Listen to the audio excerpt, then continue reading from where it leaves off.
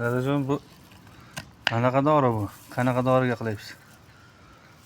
Nomi nima? Yong'oq dovchasi ichi bilan to'g'raladi. Oshqozonga, anginaga, siroz pechenning boshlanishiga shunga ancha yordam beradi. Oshqozon yarasiga juda anginaga effekti zo'r, kuchli ta'siri bor. Anginani 15 minutda toza tuzatib yuboradi. Endi boshlanishiga-da. Tomoq achishni boshlaganda 2 marta chaysa, oralig'i 2 minutda oralig'ida o'tkazib 15 minut ichida boyani qaytarib yuboradi. Achishlarni angina ishib chiqmaydi. Oshqozon yarasiga bir shisha bir baklashka denglar. O'sha 1 litrlik baklashkani bir sezon ichadi. Bir sezon ichganda ham ovqatdan 20 minut ilgari ovqatlanishdan oldin ichadi. Oshqozon yarasini butkul operatsiyasiz tuzatib yuboradi. Yazmalarmi? Oshqozon yarasi o'sha yazva deganda endi. Uni davolanayotgan vaqtida bir hafta picha og'riqni kuchaytiradi. Ana spirt bilan yod kuydirgandan keyin o'sha yararoq bir haftadan keyin og'riq qayoqqa yo'qolganini bilmaydi hech kim. Lekin ovqat o'sha davolanayotgan vaqtida qovurilgan narsalar yeyish mumkin emas. Osh, jiz, somsa, shashlik, bundaqa narsalar yeyish mumkin. Qaynatilgan, dimlangan narsalar bo'lsa, yumshoq joylardan yeb turish kerak. Buqoqlarga ham yodda endi bu yodomari ichyapti-ku bu. O'shalar buqoqlarga ham juda effekti zo'r. Bitta yong'oqni o'zi asal, toza 96 spirt bo'lsa, o'sha aralashmasidan 1 oy turib o'shandan keyin tayyor bo'ladi. 1 oydan keyin tayyor bo'ladi. 1 oydan keyin 4 qavat. Bu yong'oq qanaqa necha kunligida uziladi endi bu? Dovchaligida-da? Dovchaligida, masalan, mana yong'oqni hajmini ko'ryapsizlar. Hozirgi may oyini 20sidan keyin uzaversa bo'ladi. May oyini qotib qolmasdan-da. 20-25 mayda oxirlarigacha. Hozir endi yana 5-6 kunlik qoldi, keyin qotadi.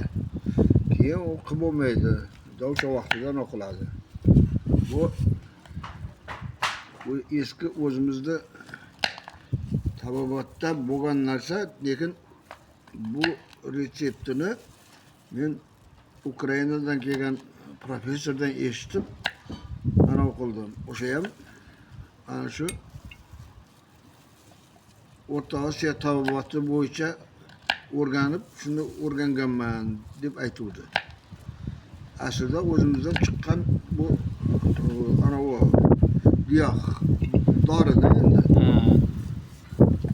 Undan keyin ular mukammallashtirib ana shu o'zligi qilib olgan. Aslida Ibn Sino bobomizni kitobida ham bo'lsa kerak bu. Men o'zim mana o'qiyapman, o'sha professor o'zimda onam ham shu oshqozon yarasidan Samarqanddan kelib qo'ygan, uyda nima bo'lsa uyda bo'lay deb qo'rqqanman. O'sha retseptni o'rgangandan keyin onamga o'zimda sinab, keyin 3 litrlik 100 yoshda onamni o'tdilar shuning sababidan. Oshqozon yarasi nimaligini bilmay yaxshi bo'lib ketdi. 5-6 ta bolalar o'sha men tanigan oshqozon yarasi bo'lganlar tuzalib ketdi. Mana shu dorining orqasidan. Endi bu dori haqiqiy dori hisoblanadi. Giyoh hech qanday ximikat qo'shilmaydi. O'shaning uchun iloji boricha millionlab aptekadan dori tuzalmaganlar nechta. Ana shuni retseptini yashirmayman. Qilib olinglar. Nima qo'shiladi? 40 ta yong'oq. 40 ta yong'oqning ustiga mana shunday kubik kesilib 3 litr bankaga solinadi. Keyin 400 gram toza asal. Qo'shimchasi bo'lmasin, toza 400 gram asal. 400 gram meditsinskiy spirt bo'lsa juda ham maqsadga muvofiq bo'ladi.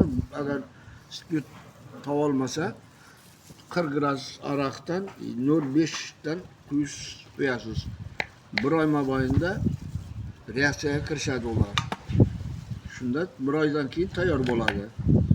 Shu yong'oqqa yana 2 marta tayyorlab olsa bo'ladi. Ha, tugagandan keyin ustiga qo'yib, Ustiga qo'yib, yana 2 marta tayyorlab olsa bo'ladi. kuchi o'sha bo'ladi. Kuchi o'sha bo'ladi. Ikkinchisi birinchisidan ham kuchli bo'ladi, xudo xolasa. Chunki yong'oqning yo'tlari o'zi ajrashib, ana qilib turgan bo'ladi. Spirt qo'yilgandan keyin yana zo'r bo'ladi. Oshqozon yaraga ham doktorlar bir qoshiq spirt ichinglar deb tavsiya beradi-ku, mikroblarni o'ldiradi. Mantiqan ham o'ylasangiz to'g'ri bo'ladi.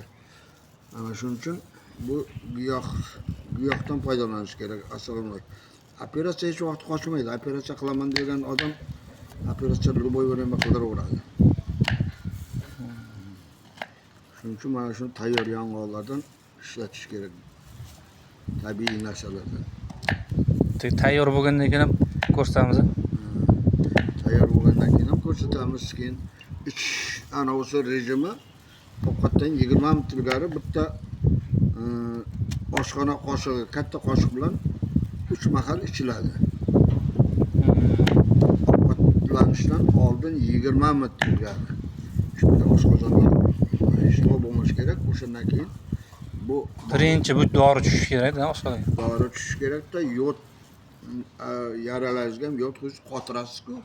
Shuning uchun yod ichki yarani o'sha doktor tavsiya qilgan bo'yicha ichki yarani yod qotirmagancha ichki yara bitmaydi. 400 gram bu. Mana 400 gram asal. Toza asal bu. Mayskimi? Birinchi kachkasidan olingan asalni olib keldim o'zlab. O'shani tayyorlayman. Mana bolalarim qishda tomoqlari og'risa, o'zlari kelib ichib, og'izlarini chayib, tomoq og'riq bo'lmaydi. Mana eng birinchi shu ichadi har doim. Ichadi bu. Buni anginasi bor. Darrov o'zi kelib ichib, chayib, og'zi tuzaladi. Bo'ldi.